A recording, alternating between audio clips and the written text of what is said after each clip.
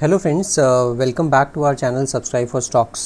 आज हम बात करेंगे आज के मार्केट के बारे में कि आज सडनली ऐसा क्या हुआ कि मार्केट इतना ज़बरदस्त गिरा और जिसकी वजह से अगर आप देखेंगे तो ग्रे मार्केट प्रीमियम्स भी आईपीओज़ के जो अभी ऑलरेडी मार्केट में ओपन है उन आईपीओज़ के प्रीमियम पर भी काफ़ी इम्पैक्ट पड़ा। तो let's understand the reason for this sell off. तो इसका सबसे पहला जो रीज़न है वो है सर्जिंग वायरस केसेस।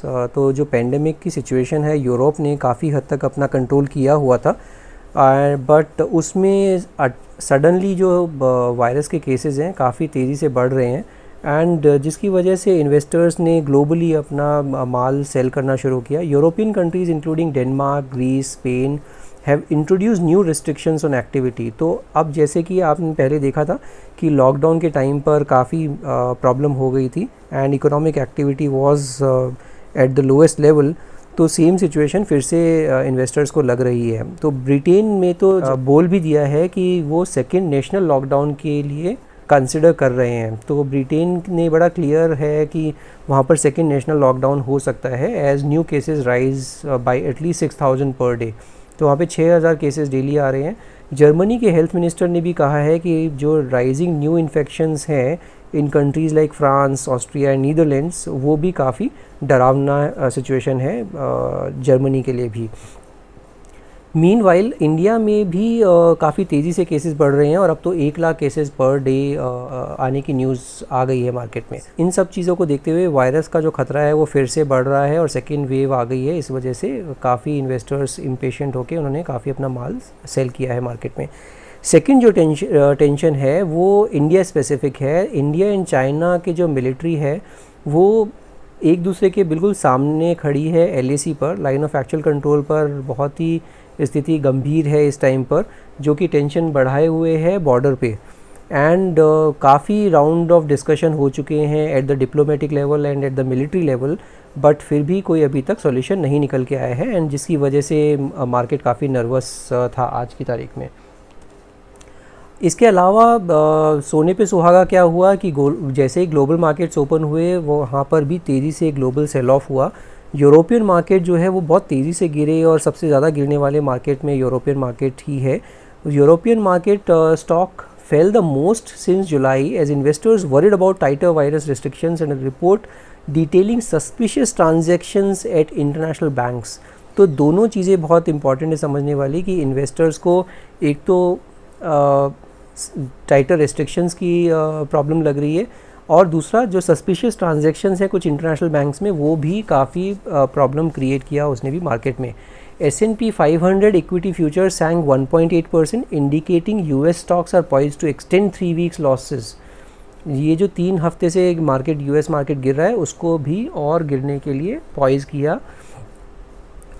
इसके अलावा यूके का अगर मार्केट देखते हैं तो UK FTSE was the biggest loser, down 3.16%, followed by France's CAC that was down 2.76% and Germany's DAX that plunged 2.85%. US futures too traded nearly 2% lower. तो ये US का भी फ्यूचर जो था वो 2% नीचे ट्रेड कर रहा था। अब हम समझते हैं कि जो IPOs हैं मार्केट में उन पर क्या इफ़ेक्ट होगा।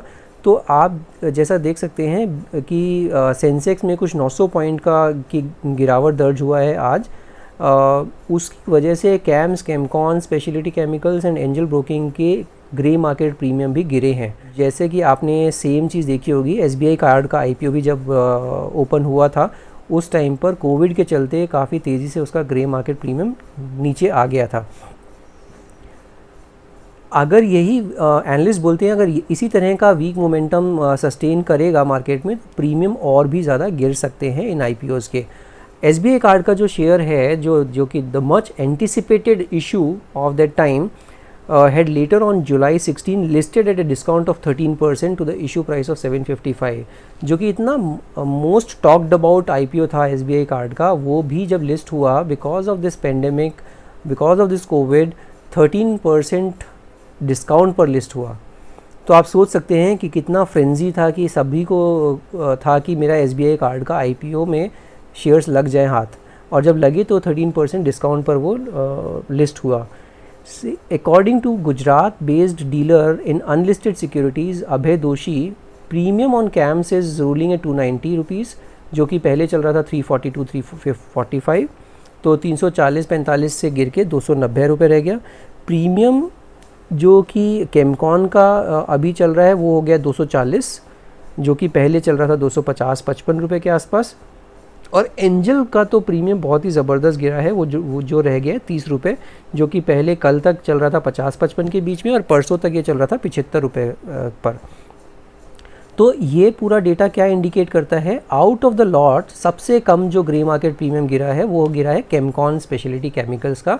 तो दिस ऑल्सो इंडिकेट्स कि आपको कहाँ पर पैसा लगाना है। अगर आउट ऑफ द 3 IPOs अगर आपको एक IPO में अप्लाई करना है तो this clearly says that Chemcon speciality chemical का IPO सबसे स्ट्रॉन्ग है आउट ऑफ द लॉट।